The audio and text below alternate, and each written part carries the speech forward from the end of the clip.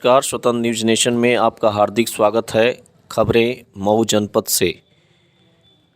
आगामी विधानसभा चुनाव 2022 के मद्देनज़र भारतीय जनता पार्टी ने 45 और प्रत्याशियों के नाम घोषित किए हैं, जिसमें विधानसभा घोषी के वर्तमान विधायक विजय राजभर जी को दोबारा मौका दिया गया है।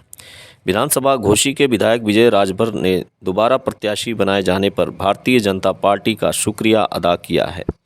आइए जानते हैं पूरा हाल। अपना नाम बता दीजिए।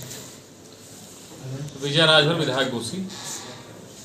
आपको कैसा महसूस हो रहा है दोबारा आपको भारतीय जनता पार्टी ने टिकट दिया घोसी विधानसभा से? देखिए, मैं भारतीय जनता पार्टी का एक कार्यकर्ता हूं और महसूस होना तो छोड़ दीजिए, भारतीय जनता पार्टी का टिकट पाना अपने आप में बहुत बड़ा काम है और ये बहुत बड़ा, जो बहुत भाग्यशाली होगा वही भारतीय जनता पार्टी का टिकट पाता है। तो मैं सारे कार्यकर्ताओं के प्रयास से, अपने मऊ जनपद के लोगों के आशीर्वाद से और शीर्ष नेतृत्व का आभार मैं व्यक्त करना चाहता हूँ कि हमें एक बार पुनः उसी विधानसभा का टिकट देकर के विश्वास जताया।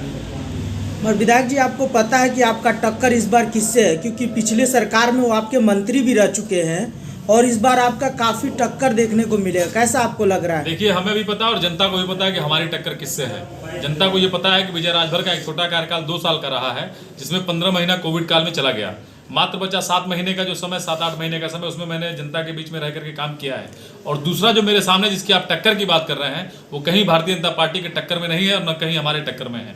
उन्होंने 20 साल की राजनीति इसी मऊ जनपद में की है और 1 साल बनाम 20 साल का ये पूरा जनता का जो अभी रुझान है, अभी समझ में आएगा। जो 20 साल में उन्होंने किया है और जो 1 साल में मैंने किया है, वो उन सब चीज़ों पे जनता वोट करने को तैयार है। पिछली सरकार में तो आपका उनका रिश्ते काफ़ी मजबूत है और आपने इसके बारे में बताया था। देखिए, रिश्ते आज भी मजबूत हैं, लेकिन राजनीतिक रिश्ते हमारे और उनके अलग अलग रास्ते अलग अलग हो गए हैं।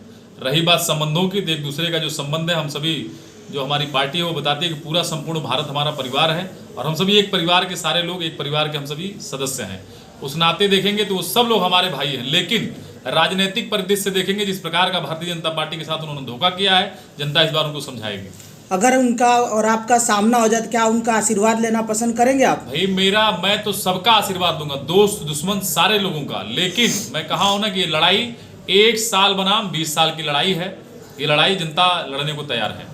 इस बार आपका मुद्दा क्या रहेगा? विकास का मुद्दा हमारा नहीं, जो हमारी भारतीय जनता पार्टी का, हमारे देश के, विश्व के सबसे बड़े नेता आदरणीय नरेंद्र भाई मोदी जी का, देश के प्रधानमंत्री यशस्वी मोदी जी का, हमारे उत्तर प्रदेश के यशस्वी मुख्यमंत्री योगी आदित्यनाथ जी का जो एजेंडा है, जिसको लेकर के हम सभी चल रहे थे, विकास का पहिया जो वर्षों से रुका हुआ था इस पूर्वांचल में, उसको लेके आगे जाना है और जो गुंडा और माफिया राज था यहाँ से खत्म करने का, उसको एकदम जमीन से खत्म करना है। यही 2 मोटो लेकर के हम लोग चलेंगे। दारा सिंह चौहान ये भी कह रहे हैं कि 5 साल में देखा कि पिछड़ी का और दलित का कुछ विकास नहीं हो रहा है, इसलिए मैं आखिरी में मैं वहाँ से भाग गया बीजेपी से।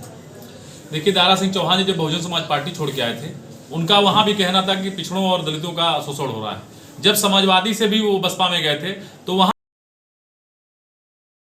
अगर आपके साथ धोखा करती तो आपको इतने बड़े मंत्रालय का आपको कैबिनेट मंत्री नहीं बनाती, आपको मधुबन विधानसभा में टिकट दे करके आपको विधायक नहीं बनाती। अगर देश की आज़ादी के बाद दलितों, पिछड़ों, शोषितों का अगर किसी ने साथ दिया है, किसी को उठाने का काम किया है किसी पार्टी ने, तो सिर्फ और सिर्फ भारतीय जनता पार्टी और हमारे देश के यशस्वी नेता और इस प्रदेश के नेता योगी आदित्यनाथ जी हैं बस। अगर इस बार आप विधायक बनते हैं तो वहाँ के बुनकरों के लिए आप कुछ करेंगे? देखिए, हमारा पूरा प्रयास पहले से भी बुनकरों के साथ हमारी पूरी श्रद्धा जुड़ी हुई है। हमारा बुनकर जो कि मऊ साड़ियों का शहर जाने वाला शहर है, आगे आने वाले समय में मैं तो व्यापारियों से कहता हूँ जो आपकी कोई भी दिक्कत परेशानी हो तो बताइए। मैं भारतीय जनता पार्टी के उच्च नेताओं से और अपनी सरकार से अवगत करा कि जो भी आपकी मुश्किलें हैं मैं उसको दूर करने का काम करूंगा। बुनकर आपसे उम्मीद लगाएंगे, पासबुक का जो मामला काफी उठा हुआ उसके बारे में कुछ बता दें। बुनकर की 1 से लेकर 100 तक, A से लेकर Z तक की कोई भी समस्या हो जो जेन्युइन होगी, उस समस्याओं से हम सभी अवगत कराने का सरकार को काम करेंगे और उसे निराकरण कराने का काम हम सभी करेंगे।